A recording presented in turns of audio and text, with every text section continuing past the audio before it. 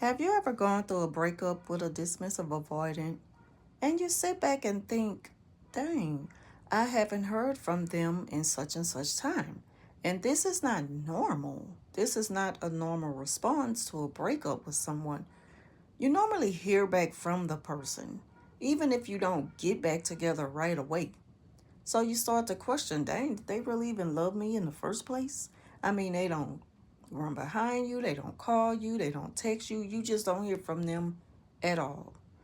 And some people do prefer, some space and time so that they could kind of process everything and figure out if the relationship is really ending or do they really want the breakup.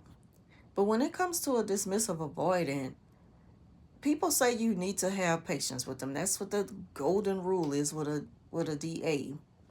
But if you think about the history you have and how things begun in a relationship, a lot of times with the dismissive avoidant, they're pretty much out of sight, out of mind.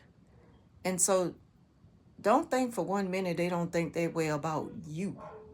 They were able to throw a lot of things to the side for a long time when they were with you, and they become preoccupied with other things when they're not with you. And you were also like someone they just preoccupied their time with doing whatever while they threw someone else away.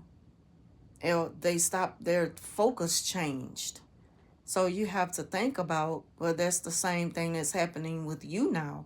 Whether they're with someone else or they're preoccupying their time doing something else. And the whole reason for it all is because they lack emotions. They don't know how to express emotions, or it makes them feel uncomfortable. It pressures them to do more, something they're not used to. So they figure it's safer for them to just kind of stay away.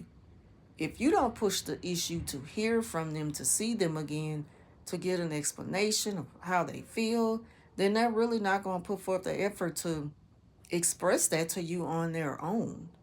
And that's the sad truth about it. You just got to kind of know what's best for you, and do you deserve better? Because if you find yourself in a pattern of always being the one to run back to them, then maybe they just wasn't the one for you in the first place, because a person should be able to express to you how they truly feel. And a lot of times, again, when you're out of sight, you're out of mind, and that's just not the type of person that we should want in our life in the first place.